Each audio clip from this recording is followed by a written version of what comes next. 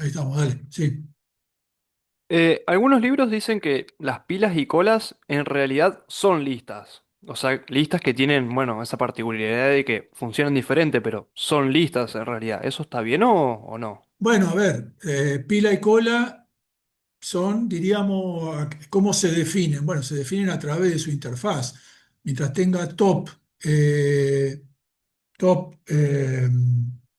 front, perdón, top y push y pop para la pila y front, push y pop para la cola. Bueno, eso es una pila, una cola, pero bueno, después está cómo lo implementás. Entonces ahí, bueno, muchas veces, incluso en la STL, justamente es ¿cómo podríamos decir? Es un ejemplo paradigmático de lo que es un adaptador en realidad, porque en realidad eso es un wrapper que adentro tiene otro contenedor, que puede ser una lista o el deque, como te dije. Entonces vos en el momento de construirla a la pila, en el constructor, si no decís nada, en el caso de una pila, no me acuerdo qué usa, pero en el caso de una cola usa un deque. ¿eh? Pero eso es por defecto. Vos podrías en el constructor declarar con qué lo haces, con qué lo implementás. O sea que en realidad no hay una respuesta, digamos. O sea, la respuesta es que lo pasé con varias cosas. Por lo menos en STL está pensado así. En C++ está pensado así, como un adaptador. O sea, que quiere decir que atrás de eso puede haber varios contenedores, no uno solo. ¿Mm? No sé si se Profe, entendió. Sí, Sí, profesor Santander. una, sí, una pregunta. El tema de las colas, o sea, si nosotros queremos ver cada elemento, lo vamos borrando y si lo quisiéramos almacenar, o sea, para no perderlo, lo almacenamos en un contenedor aparte, digamos. claro. Ah, ok. A ver, y muchos ejercicios en el TPL, si le damos algún ejercicio, probablemente tenga que hacer eso. Pero la verdad que Ah, ok. como le decía a la primera consulta que me hicieron, la verdad es que si tenés que hacer mucho eso, en realidad estás usando mal el contenedor, porque Ah, justamente es ok. un contenedor en el cual se supone que no tenés que andar iterando sobre el contenedor, porque no tiene iteradores. Si tenés que Claro. iterar y hacer cosas sobre el contenedor, la verdad es que no uses una pila o una cola. ¿Mm? Listo. Perfecto. Bien, En esos casos, típicamente la pila sirve para guardar cosas que son, como ahí menciono, cosas que son indistinguibles entre sí. Por ejemplo, el caso típico de la gestión de celdas para los cursores es típica esa. Porque vos ahí, vos querés meter, tenés un montón de cositas que se te van liberando, en este caso las celdas, y las querés meter en algún lugar. Pero no, cuando vos después necesitas una, no necesitas una específica, vos necesitas una. Entonces los metés ahí, ¿se entiende? Es cuando vos tenés un montón de objetos que tenés que ir procesando y los querés ir metiendo en algún lugar, pero no necesariamente los querés uno específico o en algún orden específico. Entonces los metés en una pila, es la forma más barata de meterlo en algún lugar. Por el contrario, la cola lo que tiene es como similar, pero la idea es de que los vas sacando en el mismo orden que los fuiste poniendo. Como bueno, el ejemplo típico, la cola del supermercado o la cola cuando vas al Rapipago, digamos, ¿no? Vos querés que vas metiendo a las personas en algún lugar y después las vas sacando en el orden en que llegaron. ¿Mm? Bien, ¿estamos? Profe, una consulta. Sí. ¿Hasta qué tema entra en el TPL de la semana que viene? En el ¿Correspondencia? TPL, no, correspondencia no, lista, pila y cola. Ok, muchas gracias. Sí, bueno, no hay nadie más para entrar, ¿no? Bien. Voy a poner a un par de ustedes como co-host, por si acaso vieron si ya caer la, mm, la conexión. Se me llega a caer la conexión, si no hay un co-host, no estamos fritos, digamos, ¿no? Entonces ponemos un par como co-host y lo único que tienen que hacer es que si se falla yo me conecto y ustedes me dejan entrar, ¿eh? Bien, bueno, nuevamente pongo a Rodrigo, pero no lo veo. Bien. Bien, entonces empezamos con entonces correspondencias. ¿Eh? Bueno, la correspondencia es un tipo de contenedor que se lo llama a veces como, se llama correspondencia o memoria asociativa. básicamente almacena la relación entre elementos de un cierto conjunto universal, que le vamos a llamar el dominio, y otro conjunto universal que es el contradominio, o rango. Es el mismo nomenclatura y en realidad es como pensar en una función, como nos enseñan las funciones en matemática. Por ejemplo, la función x cuadrado, ¿no? Que manda un entero, pensémoslo en entero, manda un entero j al entero j al cuadrado, de enteros a enteros. Bueno, entonces en este caso, fíjense, tendríamos esto que está acá. Tenemos un conjunto que es el dominio, donde tenemos estos valores, -1, 1, 0, 3, 2, -3, y el contradominio, que es este que está acá, donde entonces -1, como la correspondencia a esta, manda cada elemento a su cuadrado, -1 y 1 van los dos a 1, 0 va al 0, 3 y -3 van al 9 y 2 va al 4. Bueno, otra forma de pensarlo a las correspondencias es como una especie de base de datos, donde los elementos del dominio son una clave y yo una vez que tengo la clave puedo acceder al valor correspondiente, que es el valor del contradominio. La correspondencia debe ser unívoca. Para cada elemento del dominio hay uno solo del contradominio. La contraria no es falsa. Para cada elemento del contradominio no necesariamente hay uno solo del dominio. Puede haber varios del dominio que van al mismo elemento del contradominio. Bueno, la forma de representar estas correspondencias básicamente es guardando internamente los pares clave-valor. Típicamente una correspondencia es un contenedor de elementos que son los pares de asignación, clave-valor. Como le decía en ese sentido, como sería una base de datos. Para la verdad que el ejemplo que mostré de una función j en j cuadrado, la verdad que, bueno, es un buen ejemplo por un lado, pero no por el otro, porque en ese sentido no tiene sentido guardar eso en una correspondencia, porque directamente cuando yo puedo calcular el valor del contradominio en función del valor de la clave, del valor del dominio, no tiene sentido guardarlo, directamente se calcula, ¿eh? Este contenedor es útil cuando justamente yo no puedo calcular eso. Por ejemplo, si tengo que guardar la base de datos de los empleados de una empresa, DNI, nombre y sueldo, en base a la clave que sería su DNI, en ese caso yo no puedo calcular el nombre de una persona en base a su DNI, ni tampoco su sueldo, ¿no? Entonces ahí es donde van este tipo de contenedores.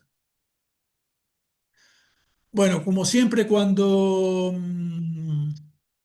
presentamos a los diferentes contenedores, lo que hacemos normalmente es describir algún problema práctico a resolver, sugerir con un pseudocódigo cuáles son las operaciones abstractas que tenemos que realizar sobre ese contenedor, y entonces después ya pasamos a C++, en el cual definimos una interfase y finalmente después las implementaciones, ¿no?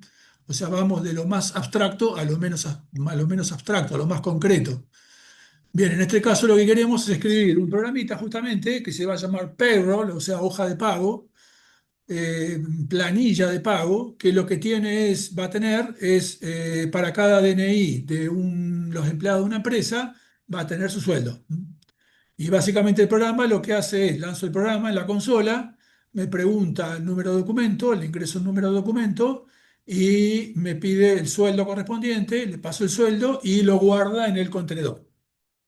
Y así siguiendo, cuando le paso el sueldo de una persona que ya tiene asignado un sueldo, me lo tira, ¿no es cierto? Por ejemplo, acá, cuando le digo ingrese el número de documento y le paso este que está acá, como este ya se lo había pasado, quedó almacenado y me lo tira por pantalla, ¿eh? Si no tiene asignado sueldo, me pregunta y se lo doy y lo guarda. Si lo tiene, me lo pasa por pantalla. Cuando le paso un número de documento nulo, termina. Bien. El pseudocódigo para eso sería lo que está acá. Bueno, tenemos que tener la tabla de los sueldos, que va a ser nuestro contenedor, lo vamos a declarar como el tipo que estamos estudiando. A las correspondencias se le llama en inglés y en las STL se llama map, map de mapear, que mapea un conjunto en otro conjunto. Eso se le llama map. Entonces, bueno, imprime, entra a un lazo infinito, imprime, pregunta el número de documento.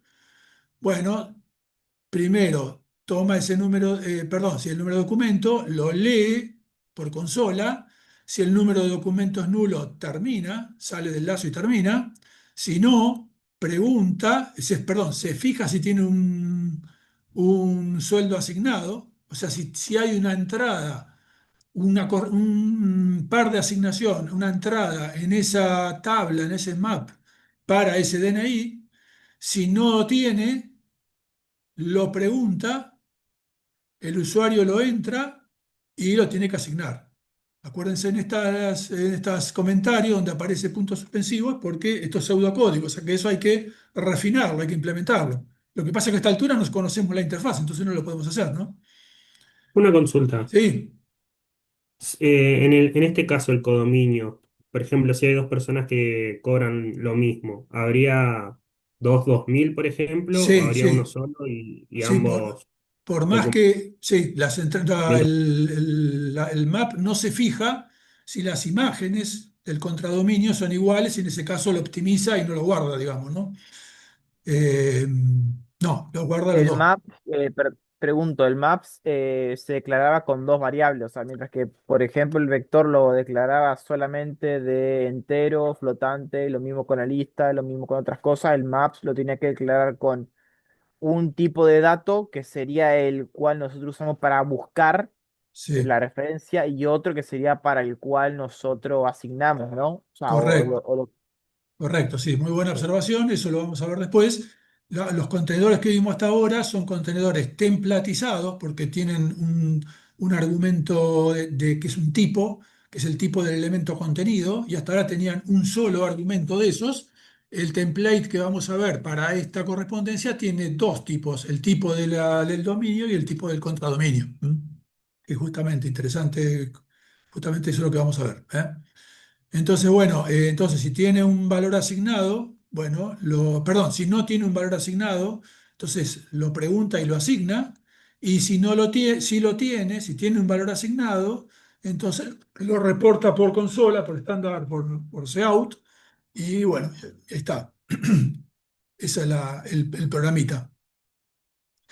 Bien, entonces las operaciones que queremos específicas de este tipo abstracto de datos, de este TAD, que nos interesan es, uno, consultar la correspondencia para saber si una dada clave tiene un valor asignado, después, dada una clave, a poder asignarle un valor, y después, dada una clave, recuperar el valor asignado si lo tiene. Bien, entonces la interfaz es esta que está acá. La clase es una clase map. Esta es la interfaz básica, por lo tanto, todavía no es compatible con las STL, pero bueno, no tiene clase anidada, no tiene template y no tiene sobrecarga de operadores. ¿Se acuerdan de esos? Bueno, entonces hay un iterador.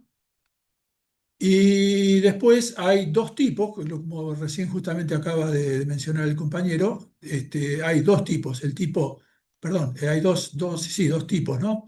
El domain T, que son las claves, y el range T, que son los valores. En la documentación de las STL pueden ver domain, para las claves pueden ver domain, también key T, key-T, y para el contradominio range T o value T también, porque es una fase, a veces se lo llama como clave y valor, a veces como dominio y contradominio, dominio y rango, en fin. Clave y valor suena más a base de datos, eh, domain y range suena más a función, a matemática, función, ¿no? Bien, entonces tenemos la función find que toma una clave y me devuelve el iterador a el par de asignación correspondiente a esa clave en el contenedor. Si no lo tiene, retorna end.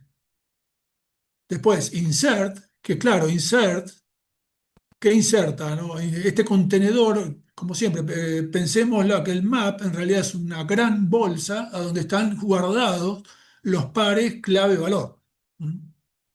Lo importante de map va a ser que sea muy rápido para encontrar el par en base a una clave.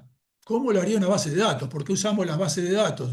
Porque justamente son muy rápidas para encontrar los datos correspondientes a una clave. ¿Mm? Bien, entonces el insert, ¿qué inserta? Bueno, tiene que insertar las dos cosas, todo el par, clave o valor.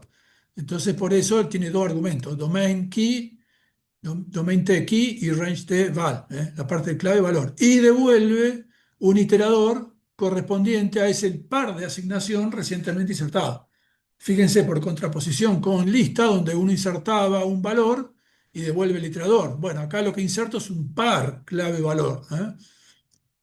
Bien, retrieve, dada una clave, me retorna el valor correspondiente a esa clave. Erase, hay dos sabores de erase, erase de un iterador y erase de una clave. El erase de un iterador le tengo que pasar un iterador y ese iterador tiene que ser referenciable, no puede ser end, y borra ese iterador, el par clave-valor que está en ese iterador. Y el otro sabor es erase de una clave, erase de key, que en ese caso busca el par correspondiente a esa clave. Si hay algo, si hay una clave, si hay un par correspondiente a esa clave, lo borra y me retorna 1. Y si no lo hay, no hace nada y me retorna 0. O sea, el entero que retorna erase es la cantidad de pares efectivamente eliminados. Una consulta. ¿Sí? En el erase del iterador, ¿borraría solamente el elemento del dominio, digamos, la clave, pero no el valor que está en el codominio? No, no, O sea, no, el todo. valor del codominio. Borra el par. Ah, borra En todo, ok. en el map todo se hace de a pares clave de valor. O sea que si borras uno, no podés dejar un valor flotando sin tener una clave. En la memoria, ¿cómo está? ¿El clave valor uno al lado del Bueno, otro? vamos a ver, hay varias formas, pero básicamente, típicamente bueno, vamos a ver después. Las STL tienen un contenedor muy básico que se llama el par, que justamente te junta dos objetos de diferente tipo. Entonces lo que está guardado en pares, clave, valor. Está guardado así, pares, clave, valor, que están juntitos en la memoria, digamos. Ok, ok. Sí, es como la tupla. Nosotros usábamos Como tupla. la tupla, Ahora, efectivamente, pero bueno, viste que la tupla es una extensión de lo que es el par. El par, cuando antes no había claro, el tupla, par es para dos. había el par. Ujú. El par es para dos. La tupla es como una generalización del par para más objetos. Bien, Profe, sí. en el int erase, se supone que solamente borramos una, o sea, encontramos una sola clave porque la clave tiene que ser única. La clave es única. Sí, sí, sí, Claro, o sea, la no podemos clave. borrar dos cosas, por ejemplo, con la misma clave porque estaría mal. Claro, además que fíjate, la clave, bueno, no sé si lo mencioné, tiene que ser única porque dijimos que para cada clave solo puede haber un valor. Entonces acá no puede haber dos claves flotando por acá. ¿eh? Las claves tienen que ser únicas. Entonces borra, si hay una sola, yo le paso una clave. Busca, si hay, tiene que haber un solo par con esa clave. Bueno, borra la clave y el valor, borra todo el par. ¿Mm? ¿Estamos? Bien, dado un iterador, así como si uno tiene un iterador, así como en las listas podíamos recuperar el valor correspondiente a ese iterador, acá ese iterador tiene asociado dos cosas, la clave y el valor. Entonces tengo dos funciones, domain y range t, perdón, domain t key y range t value. Le paso un iterador, puedo preguntar cuál es la clave y cuál es el valor correspondiente. Fíjense que la clave se retorna por copia, o sea que no la puedo modificar. Y value retorna una referencia, o sea que sí lo puedo modificar. Y está bien, ¿no? ¿Por qué? Porque en realidad, vamos a ver, el truco está en cómo están guardados adentro del contenedor. La idea es de que estén guardados en la forma lo más eficiente posible. Ahora, si están guardados en forma eficiente, es porque están guardados de acuerdo a su clave de alguna forma. Vamos a ver que después lo correcto es guardarlo en forma ordenada. Entonces, si está guardado en forma ordenada y yo accedo a un iterator, en un elemento, a un par en el medio del contenedor, yo no puedo modificar la clave, porque si modifico la clave estoy rompiendo el contenedor. Supongamos que yo accediera a esa clave y las claves están guardadas en forma ordenada para hacerlo bien eficiente. Bueno, si yo piso el valor de la clave, lo estoy rompiendo porque después va a quedar desordenado, ¿eh? En cambio, el valor del rango, el range, el value, ese sí lo puedo modificar, ¿eh? Porque ese no hace la organización del contenedor, ¿eh? Yo no busco por el valor, busco por la clave. Bien, después tenemos las funciones típicas para recorrerlo: began, next y end. Clear para dejarlo vacío. Print no existe, es un invento mío, ¿eh? Profe, Bien, disculpe, sí, una consulta. Ahí arriba, sí, ya voy. Sí. en el domain key, también se podría hacer, o sea, como que el key fuera por referencia, pero agregándole un const para que no lo Ah, modifiques. podría O sea, te ahorrarías ser, la copia. sí, No sé si exactamente. funcionaría. Si fuera, normalmente las claves no son algo una estructura súper complicada como para tratar de evitar la copia. Normalmente es un entero, una string, es muy común las string, digamos, ¿no? Como clave.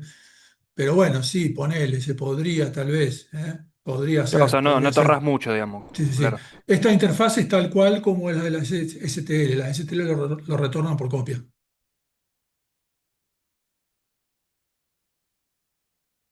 Bien. Bueno, en este caso, acá los tipos domain T y range T se definirían a través de typedefs, ¿eh? Ya vamos a ver que después la interfaz avanzada, por supuesto, se hace a través de template. Bueno, tenemos entonces los iteradores, habíamos dicho. Los iteradores, acuérdense siempre, iteran sobre los pares de valores, ¿eh? Bueno, fíjense que noten que cuando inserto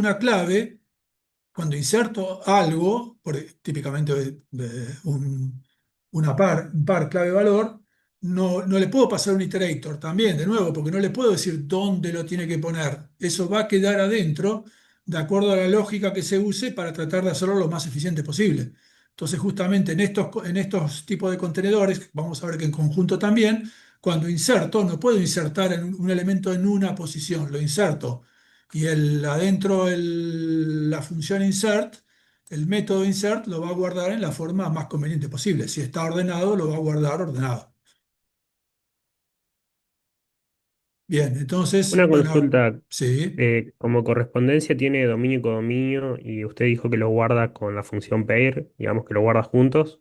sí, ¿Hay otra estructura de datos que utiliza correspondencia como un vector, digamos, y te quedaría claro, un vector claro. de pares? Claro, adentro va a haber un contenedor que va a contener los pares. Puede ser Ok. una lista, puede ser un vector. La verdad, verdad, verdad, que después lo que vamos a ver es que se guardan en un árbol, pero todavía no vimos árboles, digamos, ¿no? La forma eficiente de hacerlo es con un árbol, con lo que llamo un árbol binario de búsqueda. Es como una especie es un árbol, pero permite una especie de búsqueda binaria. Bueno, todo eso va a ser muy interesante, una de las cosas más interesantes que vamos a ver, eso lo vamos a ver después. Eso permite acceder al elemento en tiempo orden log n.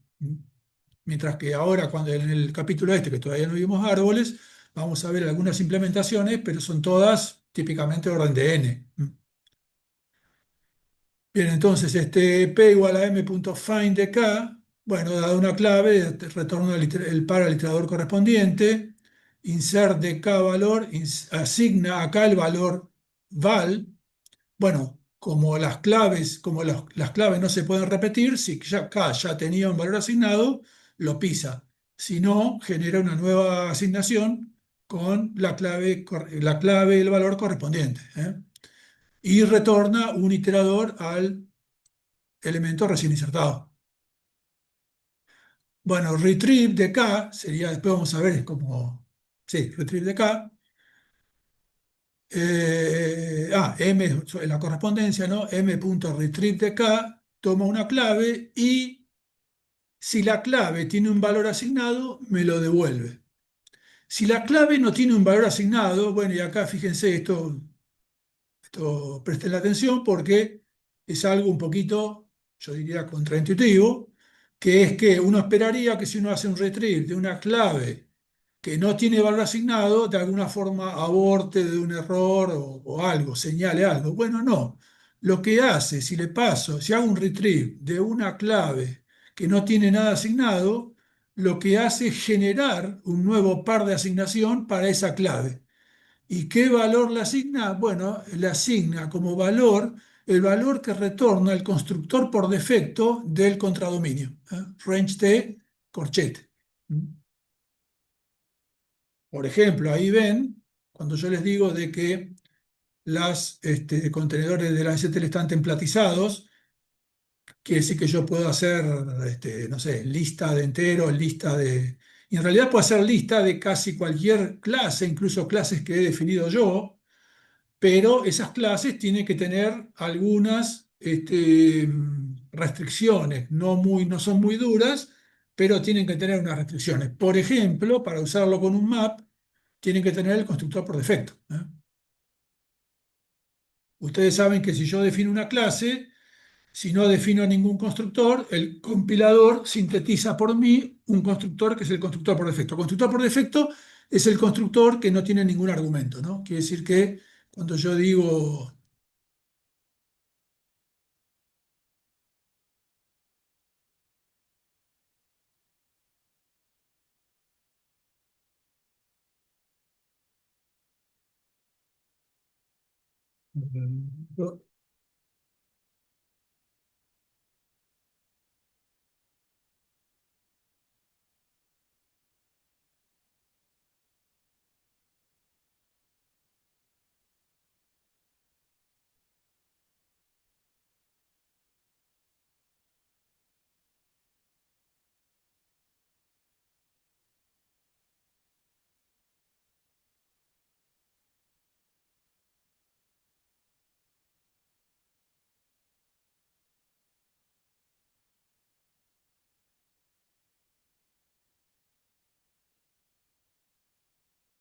bueno,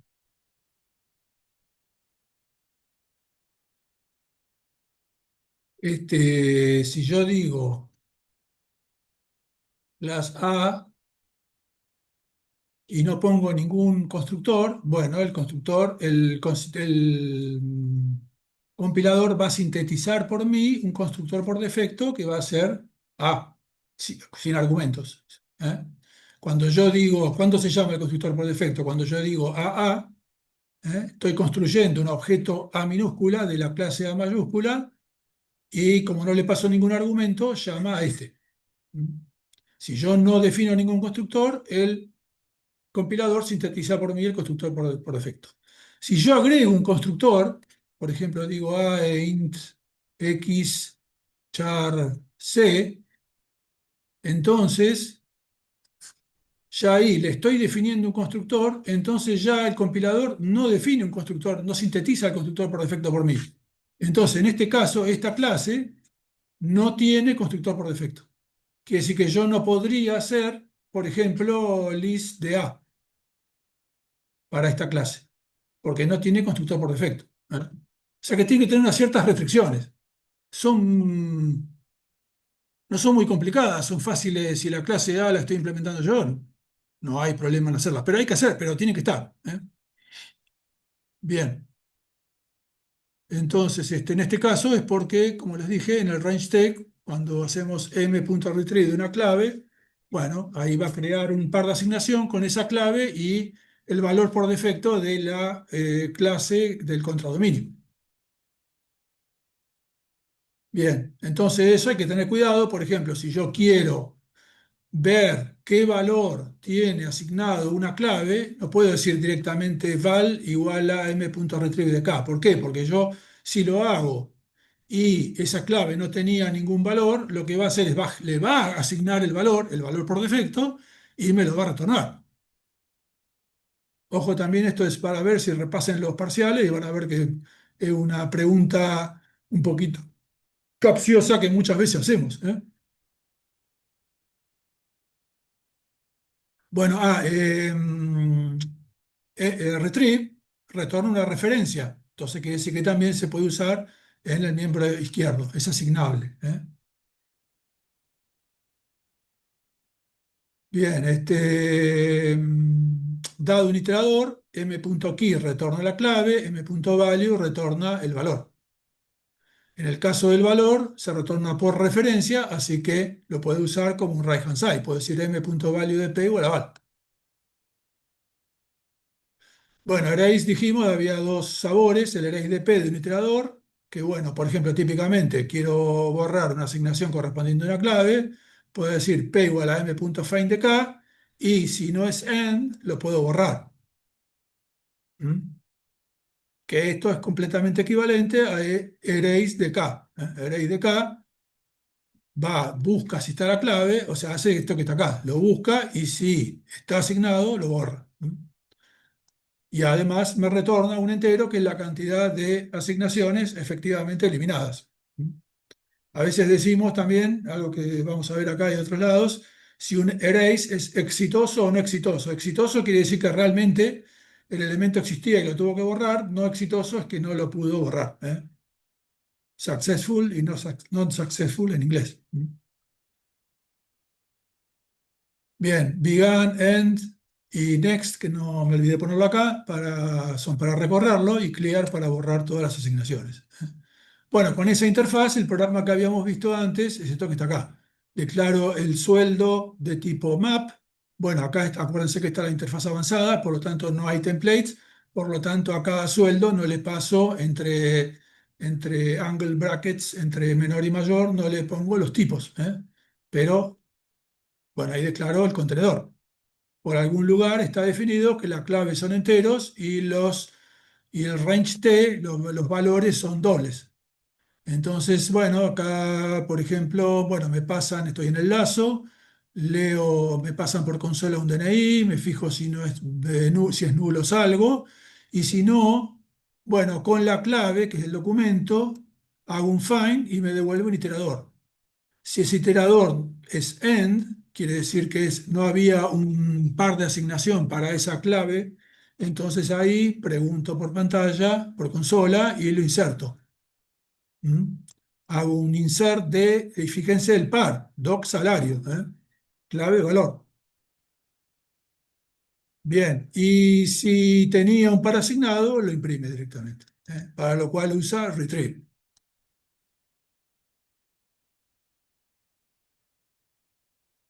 Bien, bueno, fíjense acá que justamente es cuidadoso que no genera, o sea, hay una cosa que es un poquito tricky, que es cuando hacemos un retrieve. Y ese retrieve lo hacemos de una clave que no tiene valor asignado y le asigna un valor. Eso hay que tener cuidado. Y esto, ojo, esto que ocurre en casi todas las implementaciones de correspondencia. Por ejemplo, en Python los dict, que son básicamente los dict de Python, son estos, son correspondencias, ¿no? Y si yo también, si en Python hago no me acuerdo ahora en Python. Si hago un dict de algo y ese algo no tiene valor asignado, no me acuerdo. Pero en muchos lenguajes es así, ¿eh? Genera un par, no falla, genera un par. Bien. Bueno, como dijimos, la forma típica es guardar todas las asignaciones en algún tipo de contenedor. Bueno, para empezar, tenemos que tener una clase LMT, que es lo que sería, yo les dije que sería el par. Bueno, acá le llamamos LMT. Y que tiene dos campos, la clave y el valor. Es un contenedor muy mínimo que lo que hace es tener dos elementos de diferente tipo.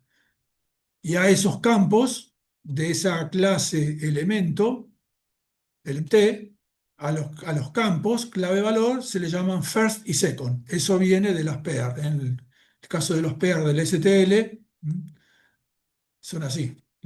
Los campos esos son first y second. Uno esperaría acá haber puesto clave-valor, key value, ¿no? Pero bueno, en realidad eso viene de la STL, que son first y second. Bueno, y entonces estos pares, clave-valor, los puedo guardar en cualquier contenedor lineal. Puede ser un vector o una lista. Esos son los que vamos a ver nosotros. Yo tengo que poder iterar, por eso no puedo usar una pila o una cola.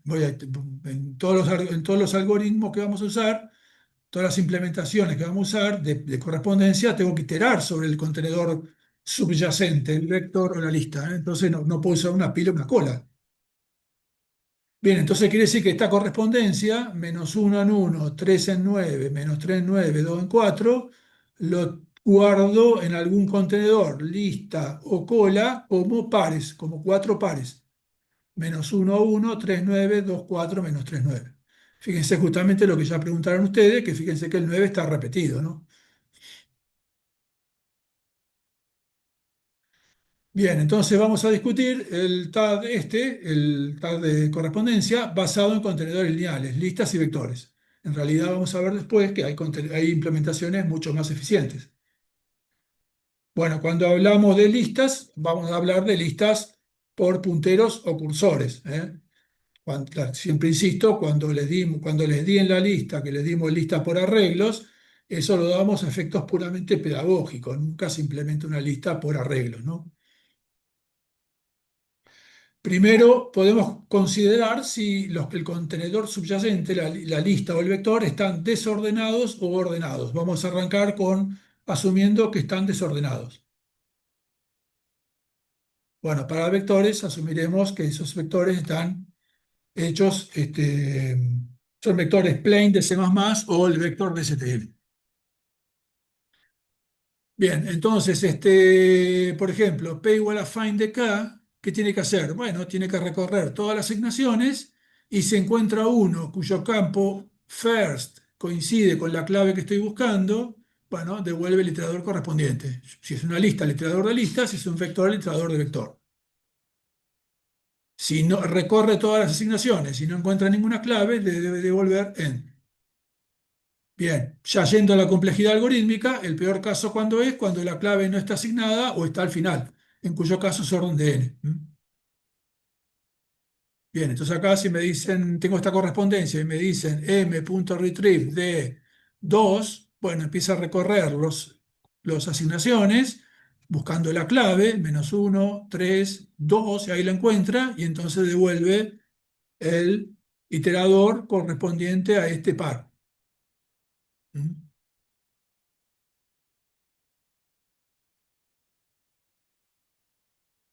Eh, entonces, el costo es proporcional a la distancia entre la asignación y el origen, porque va desde el origen recorriendo hasta el final. Bueno, como dijimos, en el peor caso es orden de n, el mejor caso cuando está al principio es orden de 1. Bueno, en promedio no es fácil, no es difícil darse cuenta que en promedio, si las claves están en forma aleatoria y voy accediendo a ellas en forma aleatoria, bueno, va a ser orden de n sobre 2, la constante multiplicativa vuela, así que es orden de n. Bueno, insert. Bueno, debe llamar primero inicialmente a find. Find ya sabemos que es orden de n. Una vez que tengo el find y el iterador, bueno, insertarlo es orden de 1. Pero bueno, ya el find es orden de n, ¿no? Tengo que hacer un find y después, dado el find, tengo que insertar.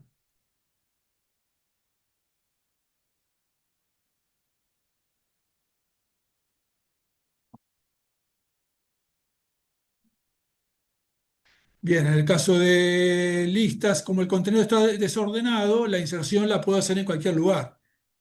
Así que eso es orden de 1, la inserción es orden de 1, y para vectores, bueno, si tuviera que insertar en el medio, ahí ya la inserción también sería orden de n. De todas formas, la complejidad algorítmica de todo el insert no cambia porque ya el find es orden de n. Pero bueno, también habría que correr todos los elementos para ponerlo. Pero como están desordenados, directamente lo puedo poner al final. O sea, reviso todo el vector. Cuando no encuentro esa clave, directamente lo pongo al final, que es orden de 1. De todas formas, insisto, no cambia la complejidad algorítmica porque ya el find es orden de n, ¿no? Quiere decir que tanto para el insert, tanto para listas como para vectores desordenados, el insert es orden de n. En cambio, erase de un iterator sí hay diferencias, porque en el caso de la lista es orden de 1, mientras que en el caso del vector me pasan un iterador Si el iterador está por el medio, al borrarlo, tengo que correr todos los elementos que están hacia el fondo una posición hacia adelante. Por lo tanto, es de orden de n. El método clear es orden de 1 para vectores, porque simplemente lo que tengo que hacer es probablemente adentro voy a tener un size que lo tengo que poner a 0. Bueno, simplemente lo pongo a 0 en el caso de vectores. En cambio, en las listas, tengo que hacer un clear de la lista que involucra un lazo borrando las celdas. Bueno, y las restantes funciones son todas de tiempo a lo sumo orden de 1.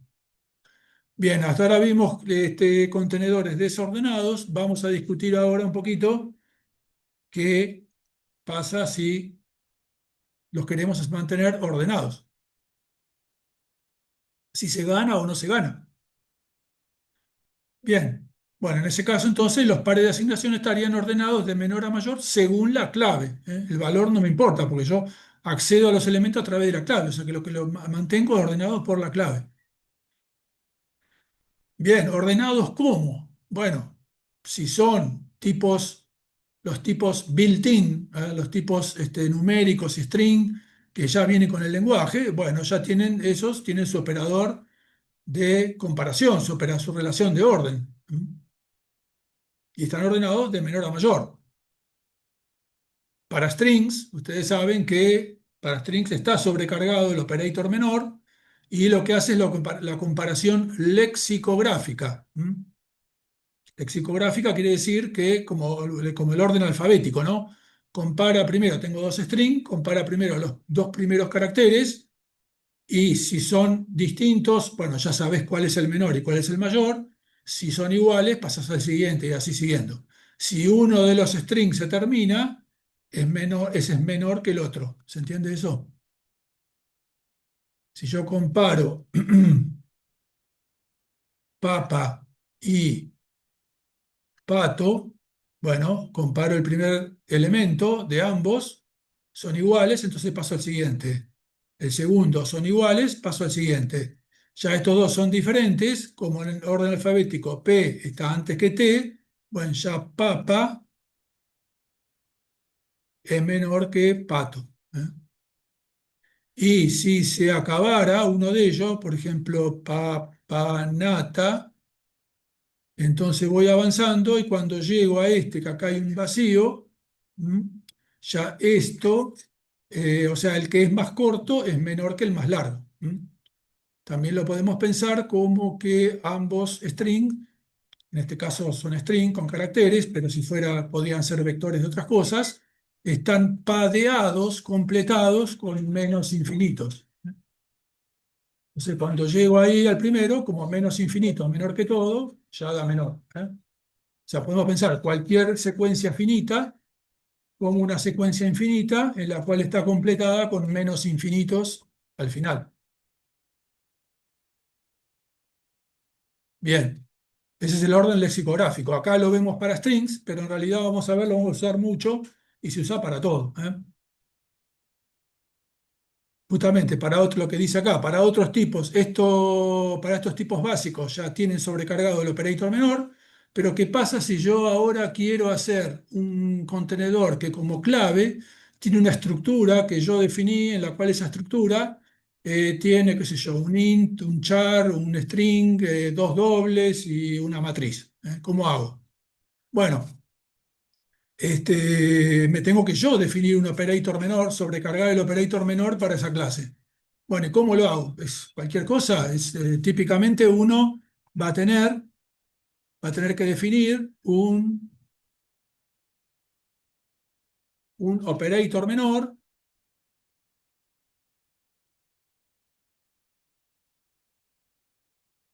que va a tener dos objetos de la clase. Qué sé yo, domain T, clave 1 y domain T, clave 2. Los tiene que comparar y es lo que se llama un predicado booleano.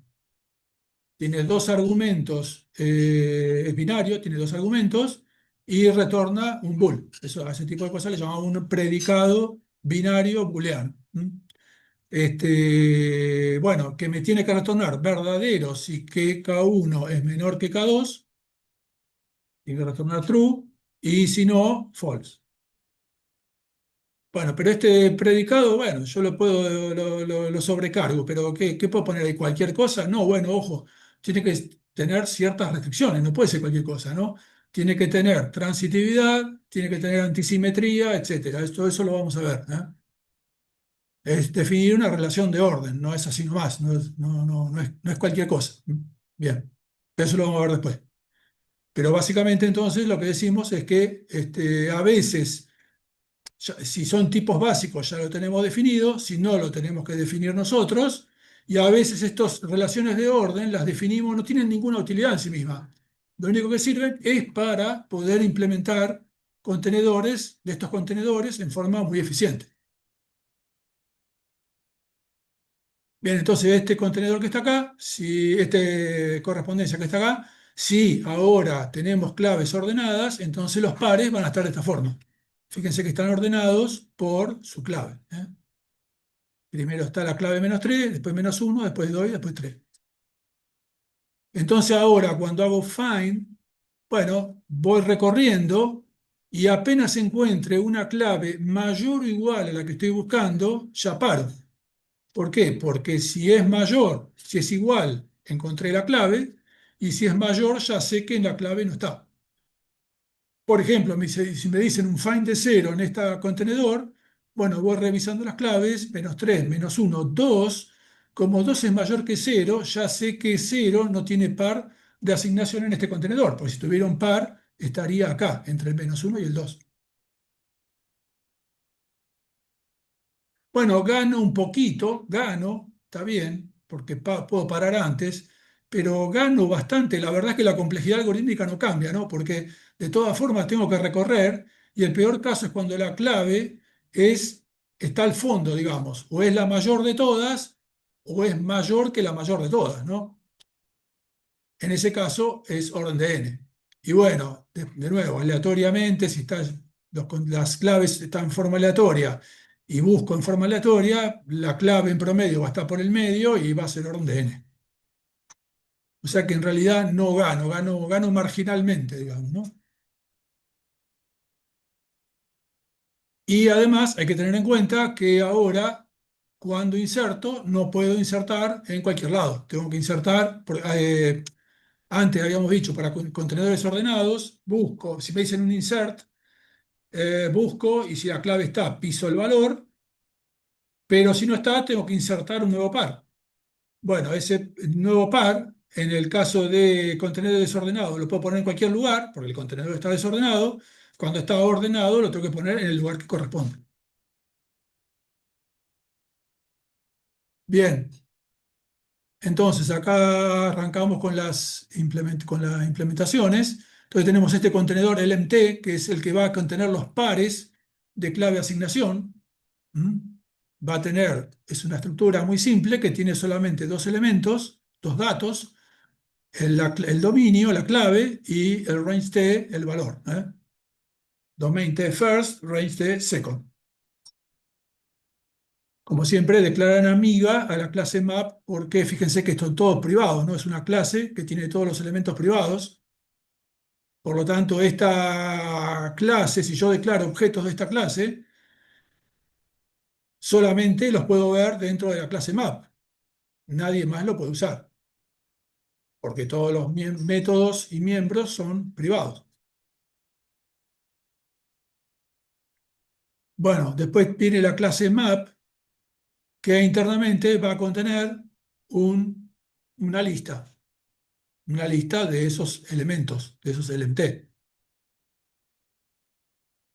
Bien, y entonces ahora vamos a ver la mayoría de las funciones interesantes, digamos, find, insert, etcétera. En realidad se van a basar en una función privada que se llama lower bound, cota inferior. ¿Mm? Lower bound de una clave busca en un contenedor ordenado la primera clave que es mayor o igual a la que estoy buscando. Estos lower bound existen en las STL, está dentro del header algorithms. de las STL. Es un algoritmo conocido, digamos, ¿no? Básicamente buscan un vector, una clave, pero la particularidad es que cuando no está, busca el primer elemento mayor o igual. O sea, si está, retorna el valor, el iterador donde está; si no está, retorna la primera clave mayor o igual.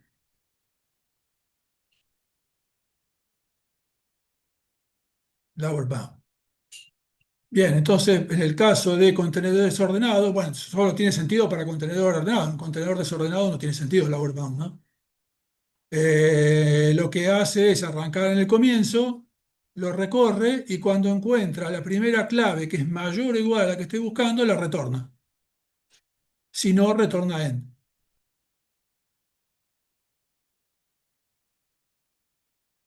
Bien, entonces fíjense, prácticamente find, insert son wrappers que usan lower bound.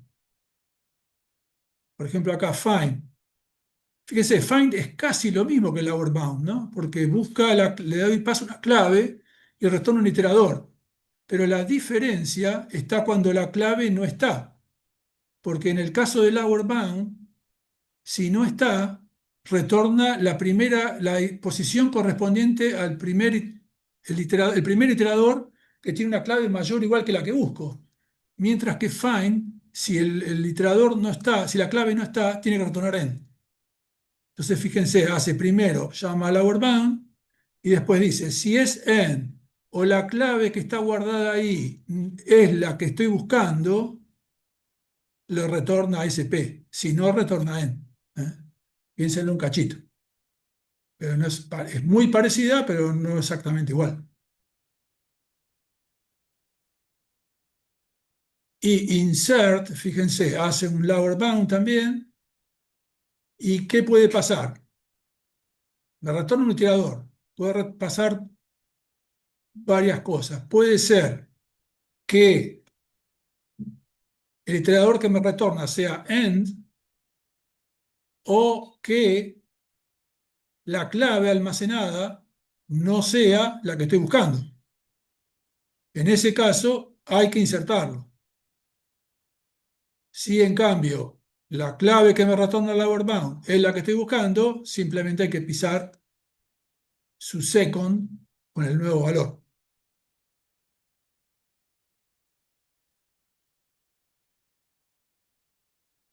Bien, lower bound en esta implementación, tal cual como está acá, está implementado como un método privado de la clase. En realidad, como les dije, la STL es un algoritmo. Está en el header algoritmo. Bien, retrieve de una clase, de una clave, bueno, hace un find y ¿qué pasa? Si el iterador, si la clave no tenía nada asignado, en cuyo caso el find me va a retornar un end, entonces si el valor que retornó es end, bueno, tiene que insertar un nuevo par clave-valor, donde ¿se acuerdan? Con valor le retorna lo que retorna el constructor de la clase del contradominio por defecto, constructor por defecto de la clase del contradominio. Y si tenía un valor asignado, o sea que Q es de referenciable, entonces retorna el valor correspondiente, que es el miembro second de lo que me retorna el retrieve del iterador. Acuérdense que el retrieve del iterador retorna todo el par, el LMT.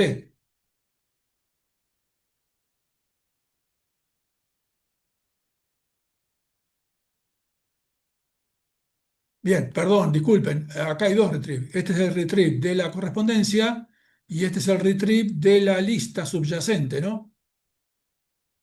Entonces, en este caso, como la lista es una lista del MT, el retrieve de la lista retorna el par. De ese par, el retrieve de map tiene que retornar de esa lista no todo el par, sino el valor. De ahí viene que acá le pongo el punto second. Y es una referencia, porque L.retrieve de Q, la lista, me retorna una referencia, y de esa referencia le estoy tomando el campo, o sea que también es modificable, es asignable.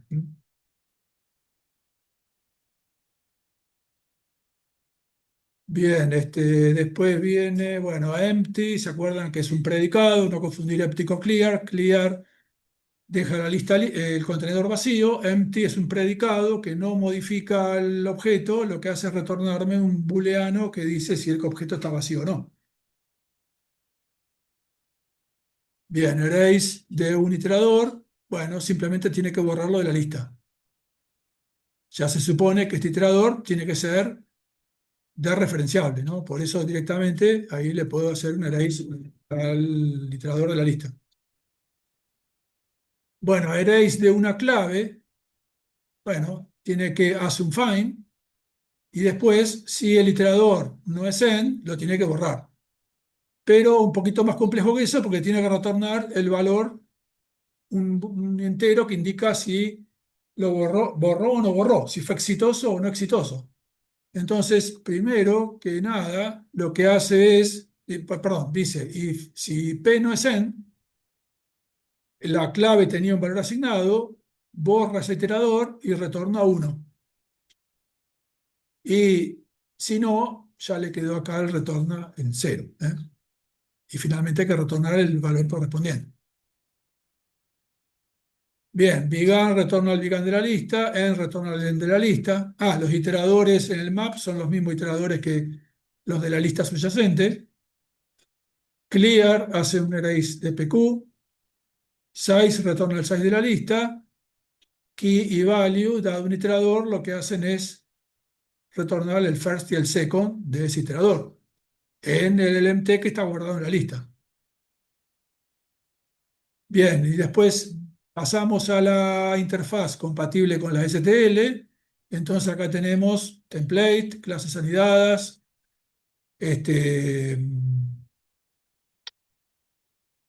y sobrecarga de operadores. Bueno, el template, como justamente estuvimos discutiendo al principio, es un template que ahora tiene dos argumentos que son tipos. Bueno, first T y second T.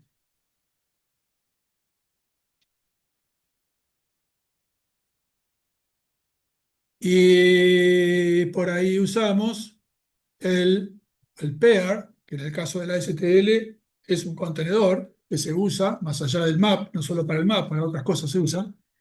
Por ejemplo, hay veces que se usa cuando uno quiere retornar una función que retorne dos valores, se puede hacer retornando un pair.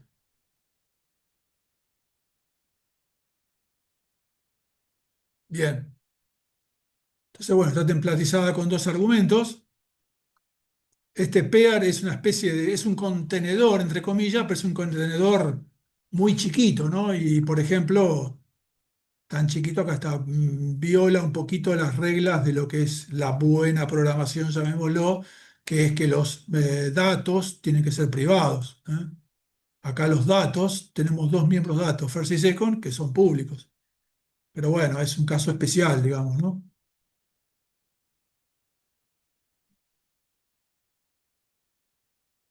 Entonces, la clase map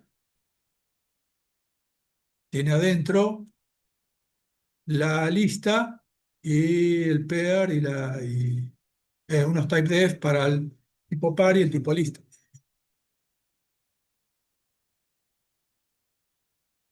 Bueno, ¿y qué más? Bueno, el retrieve ahora pasa a ser sobrecargando el operador corchete, o sea que ahora cuando quiero dar una clave y quiero ver el valor almacenado en esa clave, tengo que decir val igual a m de key. Y se puede usar tanto en en el left hand side como el right hand side, o sea que puede ser tanto val igual a m de key como m de key igual a val.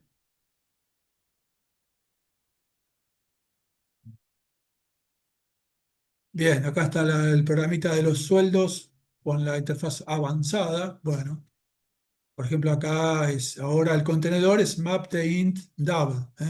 El sueldo, el mapa de la tablita de los sueldos es map de int double. Y los iteradores son map de int double, dos puntos, dos puntos, iterator. Bien, y acá tenemos entonces la los tiempos de ejecución de las diferentes métodos. Por ahora miremos solamente los de la lista. Bueno, prácticamente son todos orden de n.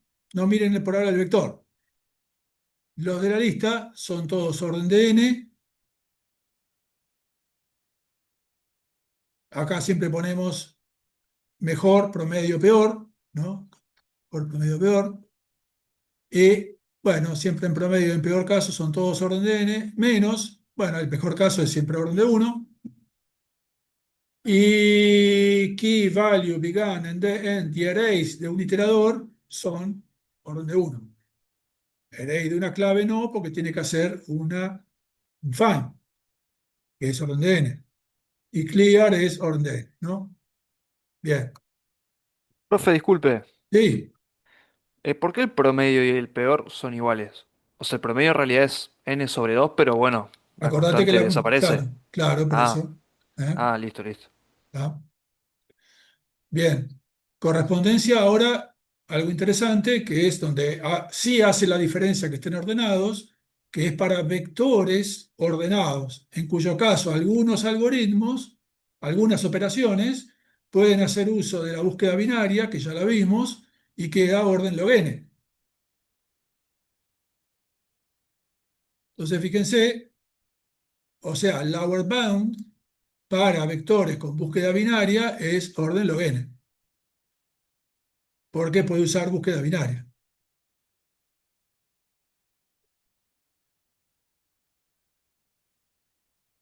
Bueno, los elementos los guardaríamos en un vector de P or T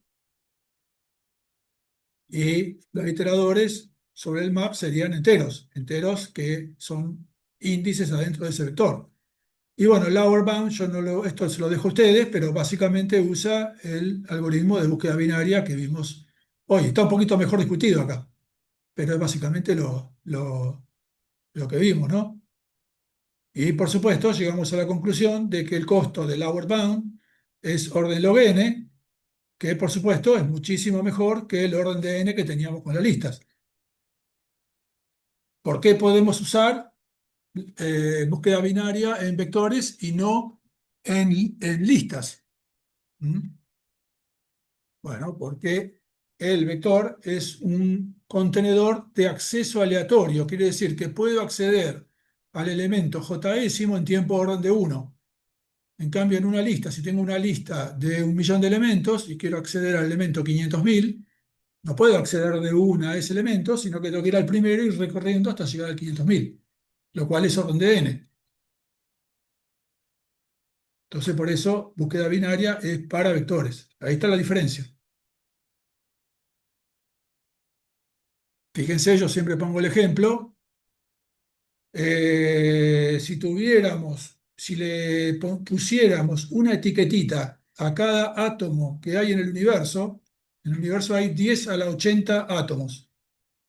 Si le pusiéramos una etiquetita a cada uno, le pusiéramos un nombre a cada uno de ellos y los ordenáramos, tuviéramos ordenado todos los átomos del universo, podríamos buscar un átomo en particular en cuánto nos costaría. Bueno, el logaritmo en base 2 de 10 a la 80.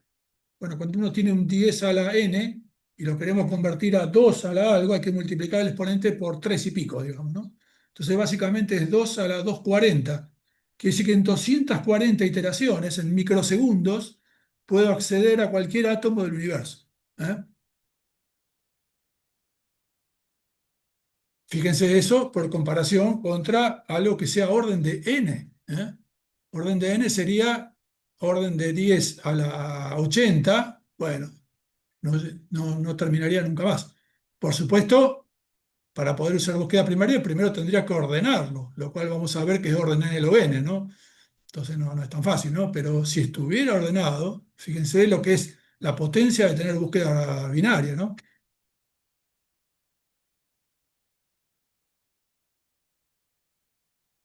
Bien.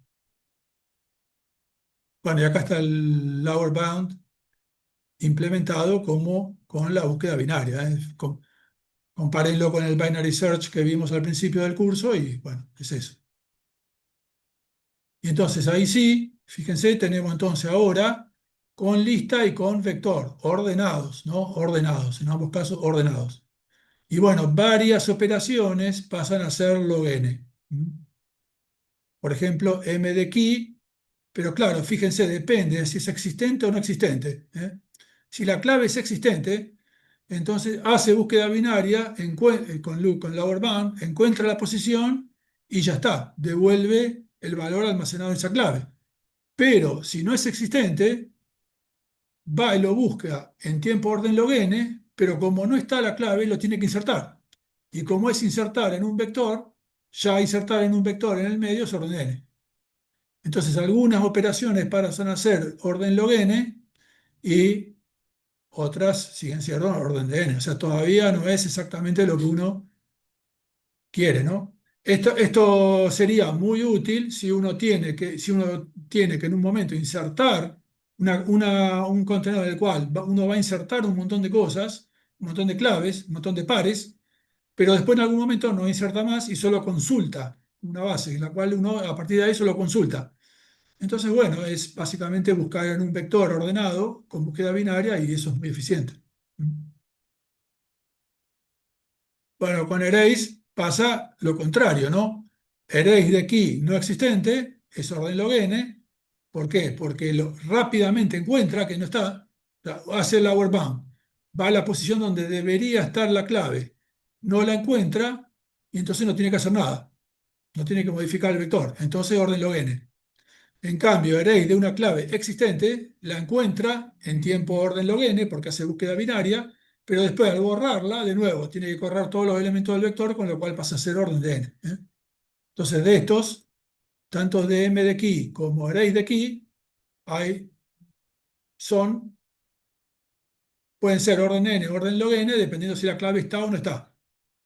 Pero es opuesto, ¿no? En el caso del m de key es log n cuando la clave es existente y array de key es orden log n cuando la clave es no existente.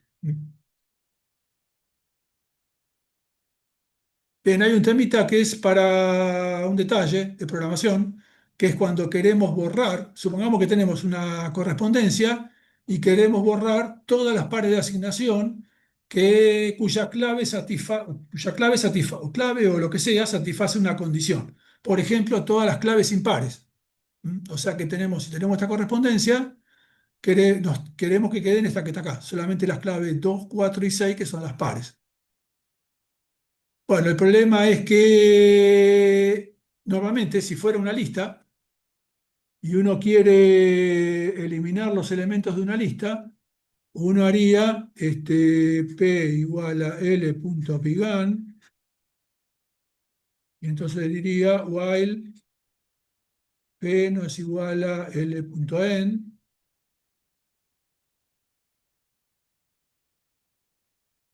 if asterisco p por 102 es 0,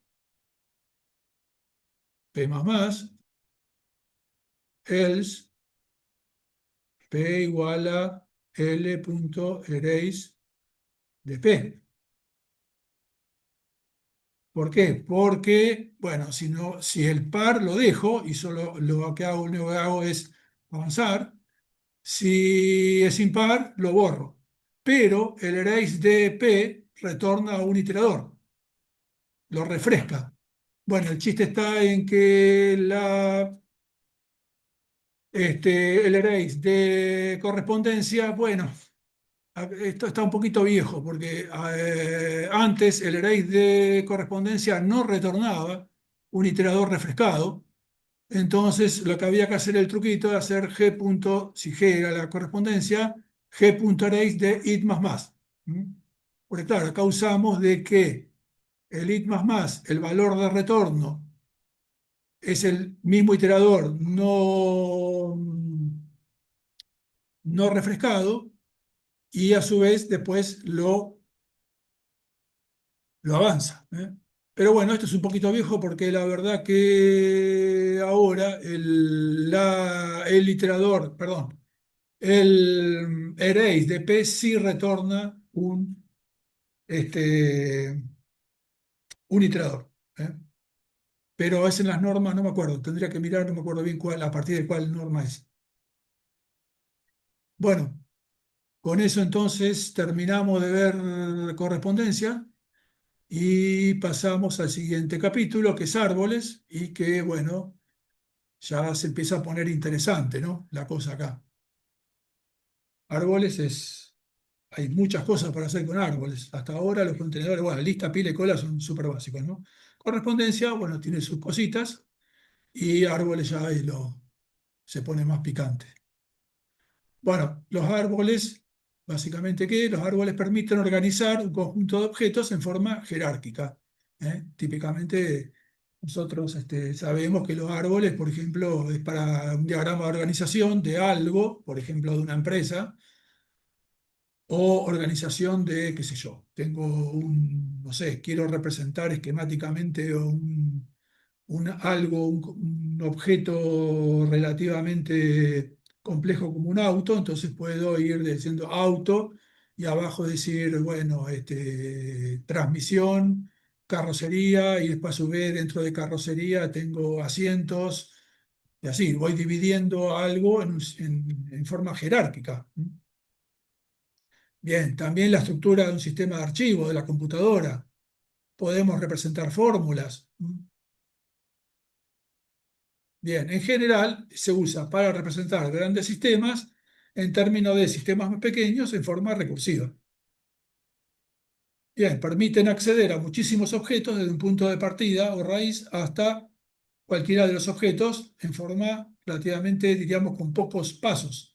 Por ejemplo, yo alguna vez hice la cuenta, no sé ahora, capaz que más, pero en un momento conté y tenía en mi computadora 61.000 archivos organizados en 3.500 directorios a los cuales podía acceder con a lo sumo 10 cambios de directorio, 10 niveles de directorios, en promedio 5. Fíjense, o sea, te permite acceder a muchas cosas con con pocos saltitos, digamos, ¿no? Bien, no existe en la STL el contenedor de tipo árbol.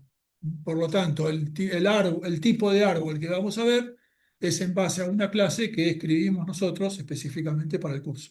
Todo eso ya viene con lo que viene con las TPL, con el zip que van a ver para las TPL, así que pero esto lo tienen que ver de acá, lo tienen que ver lo tienen que usar esa clase.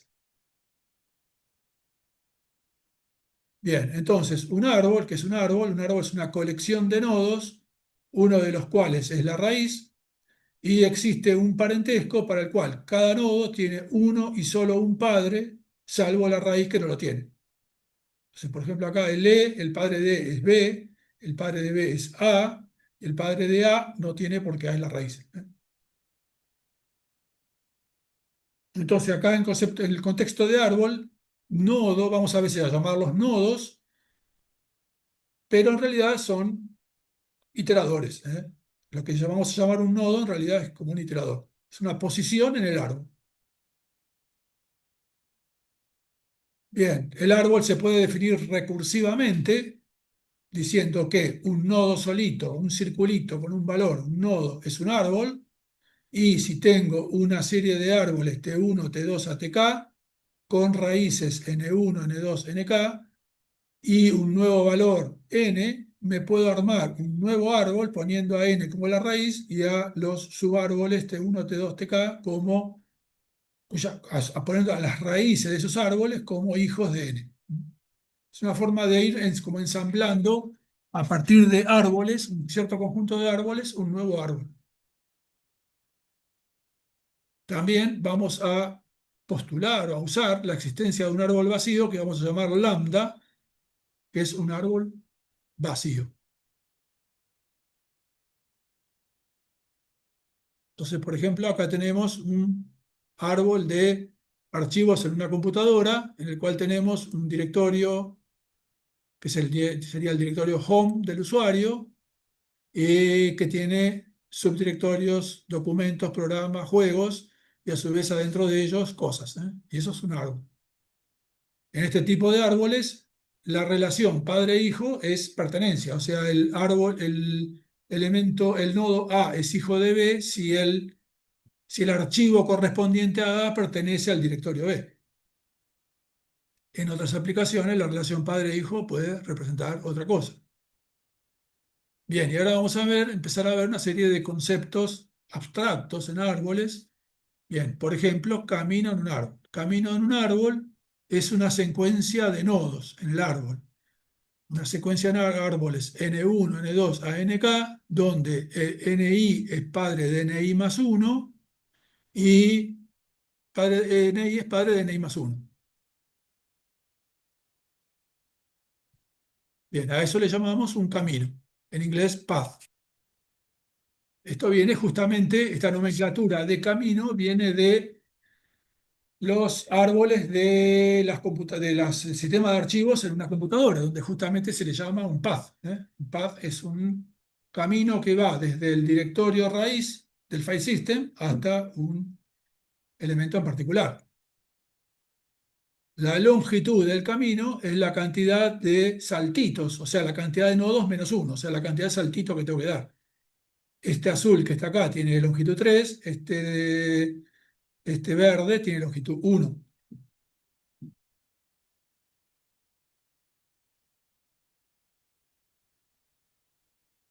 Bien, siempre el camino va de arriba hacia abajo, ¿eh? N1 padre N2, N2 padre y así. No necesariamente el primero tiene que ser la raíz, ni el último una hoja. Vamos a ver lo que es una hoja, ¿no? Por ejemplo, CG también es un camino, ¿eh?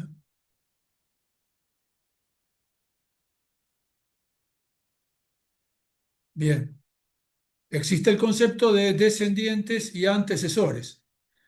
Si un camino va del nodo A al nodo B, entonces decimos que A es antecesor de B y B es descendiente de A.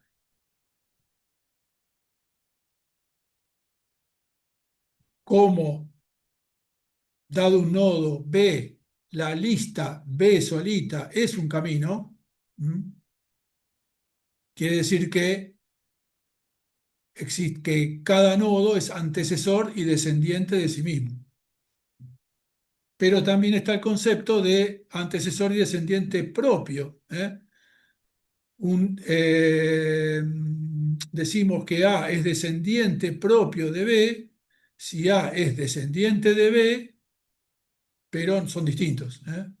O sea, acá, por ejemplo, A es antecesor de B y A es antecesor propio de B y B es descendiente propio de A. B es descendiente de B de sí mismo, pero no es descendiente propio, ¿eh? Es como el concepto de menor, menor igual. Hojas. Los nodos que no tienen hijos se les llama hojas, como un árbol, ¿no? Por contraposición, el que no tiene padre es uno solo y es la raíz. En este árbol, FHT son hojas. Un nodo que sí tiene hijos es un nodo interior. O sea que los nodos de un árbol o son hojas o son nodos interiores.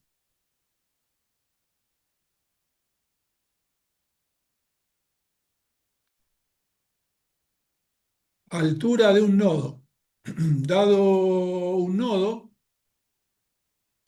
la altura es el máximo, la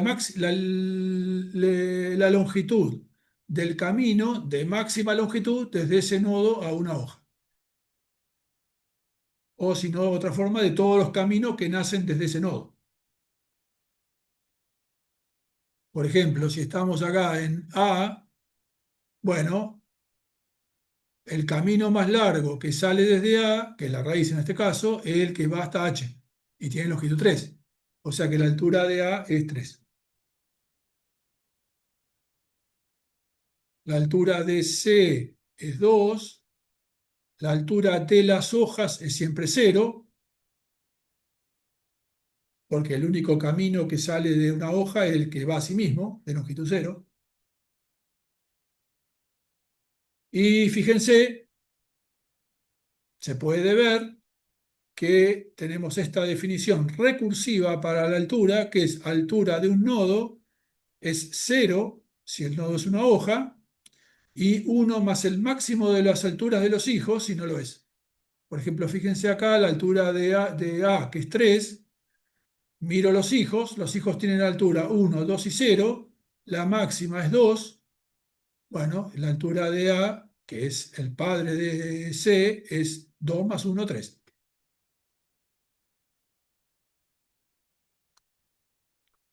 Vamos a ver que muchas cosas de los árboles se pueden definir en forma recursiva y de hecho muchas de las cosas que vamos a ver con árboles, de los ejercicios de programación, operaciones que vamos a ver, etcétera, son recursivas, ¿eh? Árbol es un poquito el contenedor, ¿cómo podríamos decir? Está asociado con recursión. Profundidad de un nodo, y no confundir cuando estudien, miren, profundidad y altura, no son lo mismo, son hasta un poquitito contrapuestos, digamos, ¿no? La altura es la longitud, perdón, sí, la altura es la longitud del máximo camino desde un árbol, desde un nodo hacia abajo. La profundidad es la distancia de ese nodo hacia arriba, hacia la raíz. La profundidad de un nodo es la longitud del único camino que va desde la raíz al nodo. Entonces, por ejemplo, acá H, la longitud, el camino que va desde la raíz hasta H es ACGH, tiene longitud 3. O sea que H tiene profundidad 3.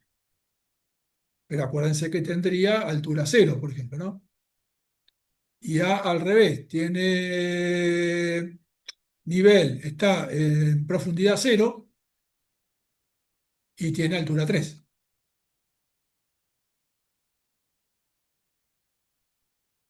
Un nivel es el conjunto de todos los nodos que están a una misma altura, a una misma profundidad, perdón. Por ejemplo, acá la raíz, el nivel 0 es solamente A, el nivel 1 es BCD, el nivel 2 es EFG, el nivel 3 es H. Nodos hermanos, dos nodos que tienen un mismo padre son hermanos. Por ejemplo, acá E y F son hermanos.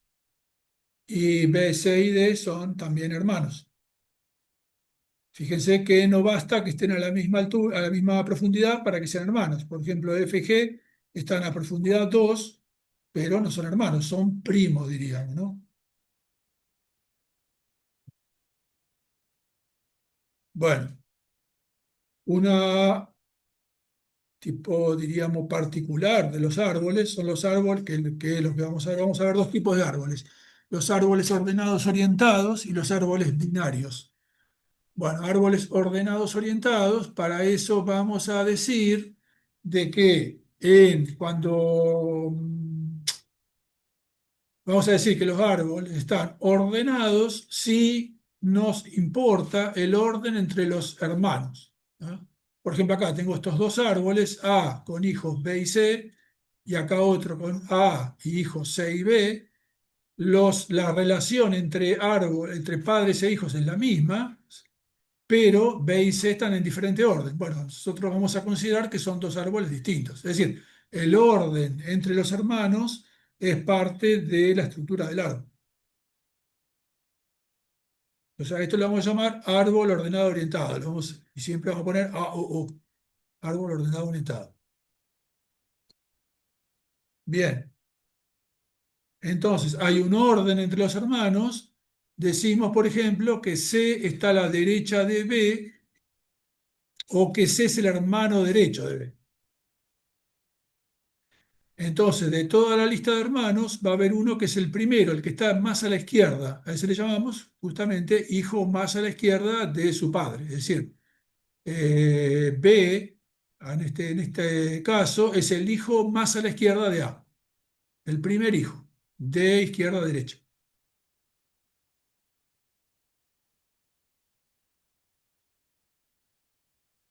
El orden entre los hermanos se propaga hacia sus descendientes. O sea, como B está a la izquierda de C, todo el subárbol que cuelga de B está a la izquierda del subárbol que cuelga de C. O sea que, por ejemplo, E está a la izquierda de H.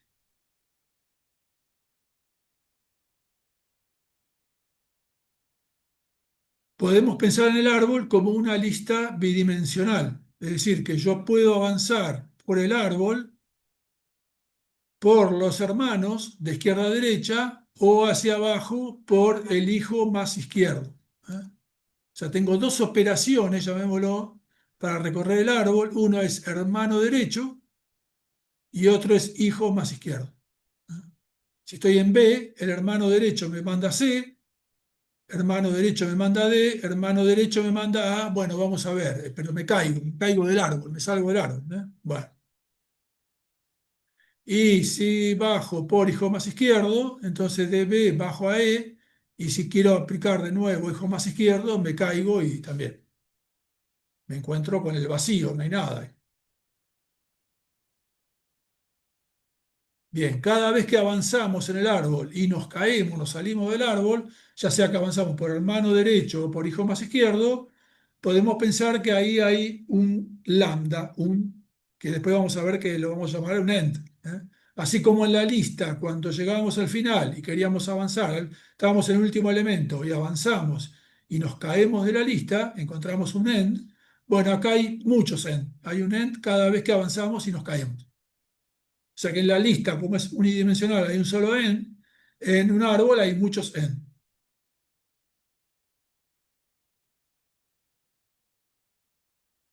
Si agarramos todos los nodos de este árbol y a cada uno de ellos le aplicamos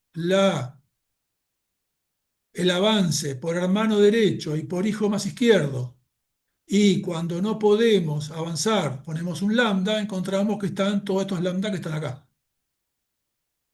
Hay 8 lambda. Serían ends.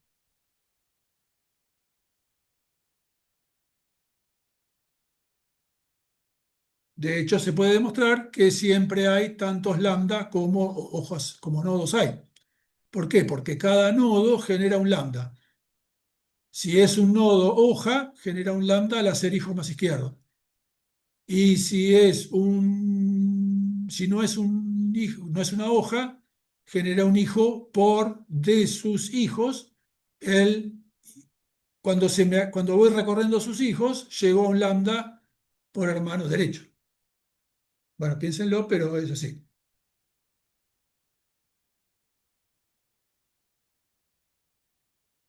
Dado un árbol y tomando un nodo en particular, como en este caso el C, bueno, perdón, partamos de lo siguiente. Dado dos nodos cualquiera, M y N, hay solo una y solo una de estas siguientes afirmaciones es cierta. O son iguales, o M es antecesor propio de N, o M es descendiente propio de N, o M está a la derecha de N, o M está a la izquierda de N. Conclusión, para visualizar esto mejor, lo que podemos decir es que dado un nodo como el C que está acá, podemos dividir el resto de los nodos en 4 conjuntos disjuntos, que son los antecesores propios, los descendientes propios, la izquierda y la derecha. Los que están a la izquierda de C y los que están a la derecha de C. Con respecto a C, esto mírenlo porque esto es también un ejercicio que muchas veces tomamos, pero por ejemplo acá con respecto a C, tenemos esta partición, a esto le llamamos particionar el árbol con respecto a un nodo. Bueno, para la partición de este árbol con respecto a C es esto que está acá. Si ahora particionamos con respecto a F, bueno, es esto que está acá. Para los antecesores, ¿qué hacemos? Vamos subiendo por el camino que va hasta la raíz y todos los que están menos el mismo nodo, esos son los antecesores. Después, todos los que están abajo del nodo son los descendientes propios. Y entre los antecesores, el nodo y los descendientes me forman como un caminito que separa al árbol en dos. Todo lo que queda a la derecha es la derecha y todo lo que queda a la izquierda es la izquierda. Profe, disculpe, una Sí, consulta. Derecha e izquierda no necesariamente hacen referencia a hermanos, ¿no? O sea, puede tener un primo a la no, derecha también. claro, claro, claro, como dijimos acá arriba, ¿no? Que como se inducen, el concepto de derecha e izquierda se induce hacia los descendientes, bueno, qué sé yo, H está a la derecha de F. y E está a la izquierda de D. Claro. ¿Mm? Si me das dos cualquiera nodo y quiero saber si están a la derecha, a la izquierda o qué, lo que tengo que hacer es ir recorriendo, ir subiendo a partir de cada uno de esos nodos hacia la raíz y en algún momento se van a juntar. ¿Se entiende?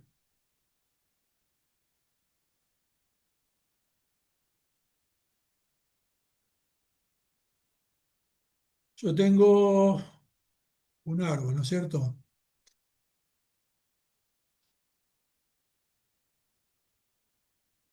Y agarro dos nodos cualquiera, este y este. Y quiero saber qué relación hay entre ellos. Bueno, lo que tengo que hacer es seguir el caminito y en algún lugar se van a juntar. Una vez que se juntan, bueno, si el punto en que se juntan es uno de esos dos nodos, entonces, por ejemplo, espera, en este caso tengo A, B y se juntan en el nodo C, sus caminos hacia la raíz, ¿no? Bueno, ese nodo C no es ni A ni es B. Entonces, quiere decir que lo que tengo que hacer es comparar, mirar los hijos de C de los cuales nacen A y B. O sea, en este caso este y este. Como digamos, el antecesor de A, que es hijo de C, está a la izquierda del antecesor de B, que es hijo de C, que en este caso es el B mismo, bueno, A está a la izquierda de B. Si ahora,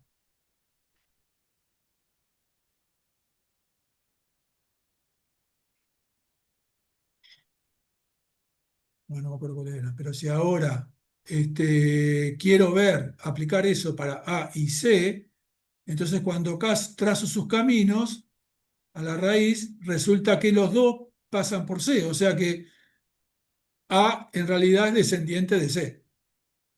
¿Se entiende? Pero vemos que ahí hay solamente una de esas cuatro posibilidades que dijimos, ¿no?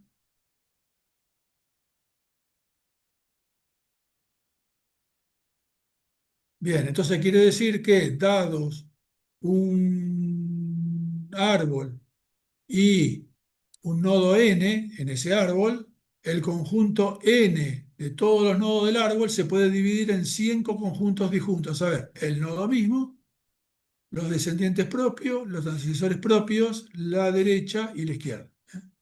Y esto ya les digo, busquen, revisen los parciales, pero van a ver que hay algo que muchas veces tomamos. Le decimos para este árbol y este nodo, cuál particionar el árbol.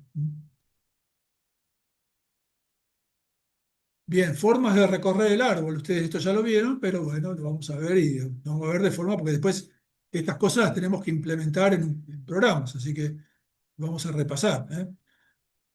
Orden previo, ¿cómo? O sea, formas de recorrer los árboles. Bueno, una es el orden previo. Ustedes ya, de nuevo, como les dije, ya lo habrán visto. Pero bueno, dado un nodo n en un árbol, el listado en orden previo del subárbol de todos los nodos que cuelgan de ese nodo n se define así. Es una operación que lo puedo pensar como que toma un nodo en el árbol y me devuelve una lista. Y esa lista se define como, bueno, si el nodo es vacío, si el nodo es lambda, el orden previo es la lista vacía, porque el nodo es lambda, no tiene hijo, ni existe el nodo, ni tiene hijo, así que está vacío. Si no es lambda, entonces pongo primero al nodo y después le aplico la operación a cada uno de los hijos, de izquierda a derecha. Entonces, por ejemplo, hagámoslo para este caso que está acá. A su vez, el orden previo de un árbol es el orden previo de la raíz. O sea que si me dicen listar en orden previo los nodos de este árbol, bueno, le tengo que aplicar el operador orden previo a la raíz, a A. Entonces, por definición, dijimos, el orden previo de un nodo es el nodo y después orden previo de los hijos. Entonces, orden previo de B, de C y de D. A su vez, ahora, fíjense, de nuevo es recursivo. Noten acá, de nuevo, muchas de las cosas de árboles se definen en forma recursiva. Entonces, ahora, orden previo de B, ¿qué es? Orden previo de B es B y orden previo de los hijos, orden previo de E y orden previo de F. Orden previo de C es C y orden previo de los hijos, que es G. Y orden previo de D, que es, bueno, D y orden previo de los hijos, pero los hijos son lambda porque no hay ningún hijo. Entonces ya queda D. Bueno, y ya vemos que orden previo de una hoja es el nodo mismo, ¿no? Entonces, ahora orden previo de E es C, orden previo de F es F, orden previo de G es G y orden previo de H y orden previo de H es H. O sea que les queda esto que está. Bien, si a uno le dan un arbolito como ese en el papel y le dicen que lo lista en orden previo, la verdad es que no hace falta hacer toda la historia esa, sino que hay una forma, diríamos, visual de hacerlo, que es pensar como que este árbol es la costa de un país así que tiene una costa media accidentada como esta que está acá, y que va con un barquito que arranca a la izquierda de la raíz y va recorriendo la costa y se va metiendo en todas las bahías que se forman en esa costa. Y lista los nodos la primera vez que pasa por el nodo. O sea que en el caso de acá arranca en A, entonces va listando A, B, E, F, perdón, A, P, E, acá pasa por B, pero ya lo listó, así que ahora no lo lista. F pasa por B y no lo lista, pasa por A y no lo lista, C, G, H, va subiendo, pasa por G, por C, pero ahí no lo lista, A tampoco, y ahí pasa por D y lo lista. Bien, fíjese, por cada nodo pasa tantas veces como hijos más uno tiene. O sea, en el caso de B, pasa una vez cuando pasa la primera vez, después pasa por cada una de las bahías entre los hijos, como tiene dos hijos hay una sola, y después cuando sube. Bueno, en el caso del orden previo, la lista la primera vez.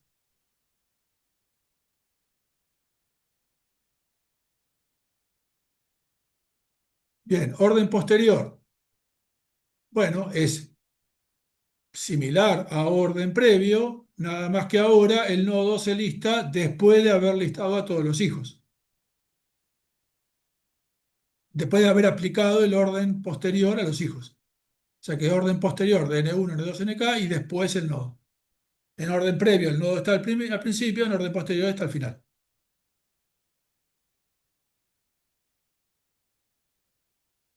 Bueno, si lo aplicamos a este árbol que está acá, bueno, orden posterior de A es orden posterior de B, C, D y después al final la raíz que es A. Bueno, y lo van aplicando igual que hicimos antes y le va a dar esto que está acá. Bueno, para hacerlo en forma visual, ahora es lo mismo que antes, nada más que de todas las veces, de las n más un veces, donde n es el número de hijos, de las n más un veces que pasa por el nodo, lo tiene que listar la última vez, cuando está subiendo y va volviendo hacia la raíz. Entonces acá en el caso de orden posterior, de A, del nodo, del árbol, que es el orden posterior de la raíz, bueno, voy listando A, no lo listo, B no lo listo, E, B no lo listo, F, B, ahí sí recién lo listo, A no lo listo, C, G, H lo listo, G, C, A no lo listo, D y A. Bueno, no sé si se entendió, pero bueno, es la forma de hacerlo.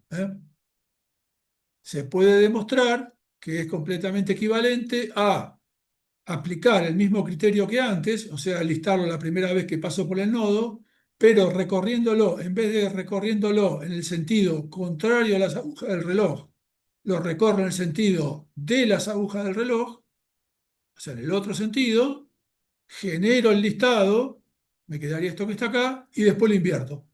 Y se puede ver que es lo mismo. ¿No? Si lo listo así, fíjense, si lo listo en sentido contrario a las agujas del reloj y listando cada nodo la primera vez que paso por él, es A, D, C, G, H, B, F, E, esto que está acá, lo invierto y me da E, F, B, H, G, C, D, A, Y si lo comparan, es lo mismo que tenían acá. Bien, orden simétrico. Hay otra forma de listar que es orden simétrico, pero en realidad que solo tiene sentido para árboles binarios, así que acá no lo vamos a ver. Bien, fíjense, las expresiones matemáticas se pueden poner en términos de árboles. En este caso, por ejemplo, fíjense, tengo esta expresión que está acá, la puedo poner así, como 2 y 3 que le aplico el operador más, 4 y 5 que le aplico el operador menos, y al resultado de estos subexpresiones, 2 más 3 y 4 menos 5, las tengo que multiplicar. Entonces puedo armar un árbol como está ahí. Los operadores binarios, como A más B, se ponen poniendo los operandos y el operador arriba. También podríamos incluir, por ejemplo, este, funciones como las funciones binarias, como la función resto, rem, de 10 5 podría poner 10 5 y rem arriba.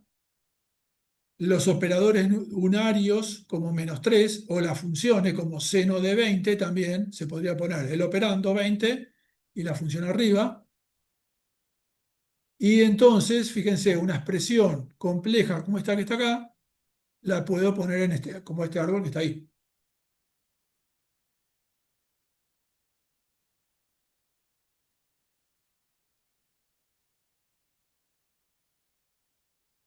Bien, sí, listo. Los nodos los valores, las cosas que están en el nodo del árbol, los nodos del árbol, en orden posterior.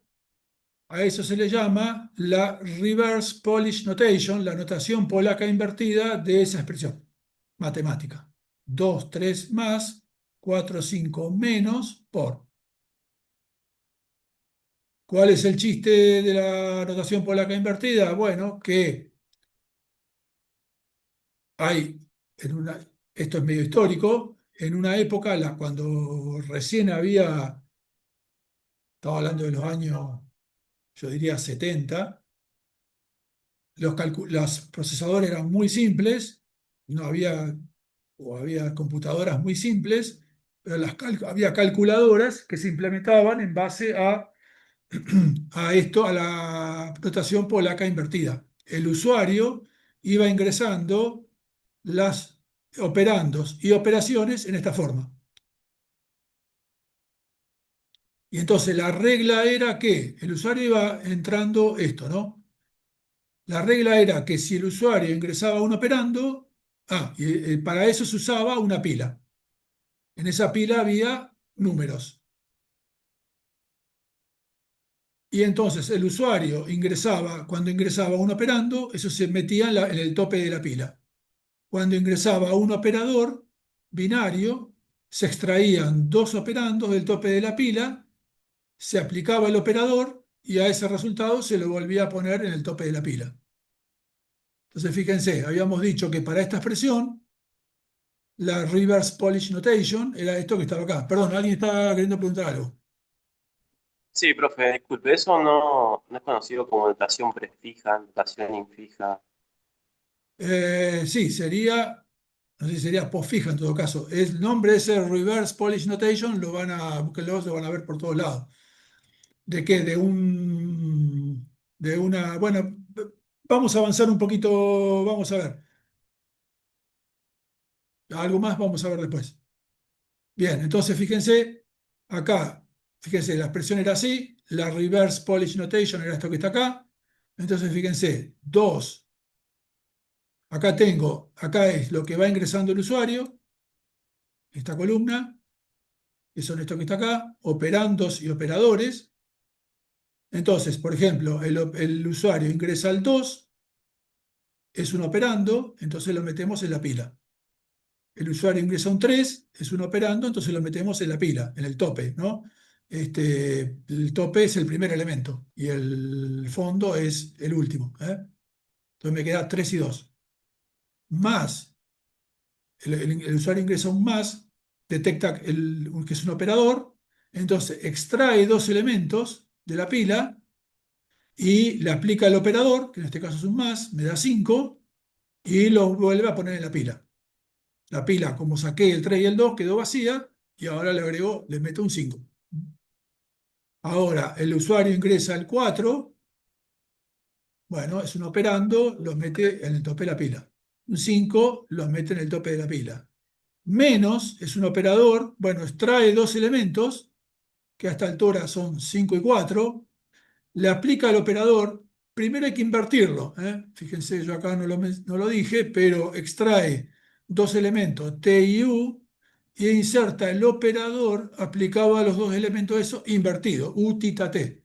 En este caso, tita, el operador es menos, entonces extrae 5 y 4, y lo que tiene que poner el tope de la pila es 4 menos 5. 4 menos 5 me da menos 1. Y ahora el último operador, saca dos elementos de la pila, menos 1 y 5, los invierte, en este caso no importa porque por es conmutativo, y entonces menos 1 por 5 menos 5 y lo mete en la pila, ¿eh? Si todo está bien, si el usuario metió todas las operandos y operadores bien, después de haber hecho todo eso, me debería quedar en la pila un solo elemento que es el resultado del cálculo. Profe, y lo mismo Sí, podríamos hacer con una cola, pero con la notación postfija. Habría que verlo, habría que verlo. Bueno, vamos a ver después que hay una cosa que es lo que se llama la notación Lisp acá. Bueno, pero eso ya queda para la eh, semana que una viene, ¿eh? pregunta. Sí, Siempre en esta notación polaca invertida, siempre cuando cada vez que necesitamos el operador agarra los últimos dos elementos o va a depender del tipo de operador. bueno, justamente, si un operador unario extraes un elemento, si es un operador binario dos, si es un operador terciario o una función de tres argumentos, extraes tres, ¿eh? Vos Ah, sabés puede cuando ser extremo. cuando ves el operador, sabés cuánto argumento necesita. ¿Está? Sí, sí, está. Y Bueno. si por alguna razón le llego a poner, comienzo la anotación, pongo el 5 pongo el más y pongo el 4, ¿qué pasa ahí? ¿Se rompe o qué No, pasaría? bueno, claro, ahí depende de quién programa esto, cómo lo haga, digamos, ¿no? No me acuerdo qué pasaba en particular con esas calculadoras, pero básicamente se asume que el usuario entra bien las cosas. Pero diríamos, como verificación de que entró todo bien, eh, debería quedar al final un solo operando en la pila. Había unas calculadoras, típicamente había la marca Hewlett-Packard, que lo bueno es que cuando todavía otras calculadoras no permitían hacer cálculos complejos, de esta forma fíjate que podés hacer un montón de cálculos complejos sin necesidad de paréntesis. Los paréntesis están, entre comillas, metidos en la notación polaca invertida. Fíjate que la expresión tiene paréntesis, pero vos lo estás haciendo metiendo las cosas en una pila. Esa era la ventaja de esto. Después surgieron otras calculadoras con procesadores más avanzados y que directamente ponías expresiones complejas con paréntesis. Y esto desapareció, voló. Pero me acuerdo que había una época en que, bueno, yo ya tengo mis añitos, pero hay una época en que las calculadoras, había calculadoras que en ese momento se las consideraba muy avanzadas, estas de marcas Hewlett Packard, y que permitían hacer cálculos muy complejos usando la notación polaca invertida. Y al principio la gente se quejaba y le costaba, pero después, digamos que desarrollabas una especie de mutación cerebral que te permitía hacer estas cosas en forma rápida. Enseguida ponías expresiones complejas con la notación polaca invertida. Sí, por ahí bueno, todavía existen, me parece, Mario. Bueno, Eh, sí, de hecho sí, sí, hay lenguajes que se basan en esto, digamos, ¿no? El PostScript, claro. el lenguaje PostScript que se usa hoy, el PostScript es un lenguaje que está embebido en los PDF. En realidad es un lenguaje, uno lo ve como un formato de documentos, pero en realidad es un lenguaje. Y el lenguaje es así, es un lenguaje de esta forma. Operandos y después el operador. Operando y el operador, y así. Sí, ¿qué decías, Sergio? A ver, no sé si tenías algún No, mente vos para no, que mencionar. también justamente la calculadora te permitía, por ejemplo, la 48G, la Ah, 49G+, etcétera, te permitían programar, hacer pequeños scripts con notación polaca inversa. mirá vos, claro. Y como vos decís, una vez que te acostumbras a eso, hasta resulta más, o sea, natural usarlo, Sí, ¿no? sí, sí, sí, sí, sí. En realidad, sí, sí. Bueno, con la notación Lisp después vamos a ver un poquito también. En cierta forma, el Lisp es algo así también. No hay operadores, hay todas funciones y todo está así en términos de... Pero en realidad está al revés, el operador está al principio y después... Pero bueno, ahí usa paréntesis, ¿no? Bueno, pero en fin, eso lo vamos a ver después. Bueno, entonces dejo de compartir y ya pasamos a la práctica, ¿eh? Dejo de compartir, dejo de grabar y nos tomamos Profe, unos... Sí. recorrido in orden, entonces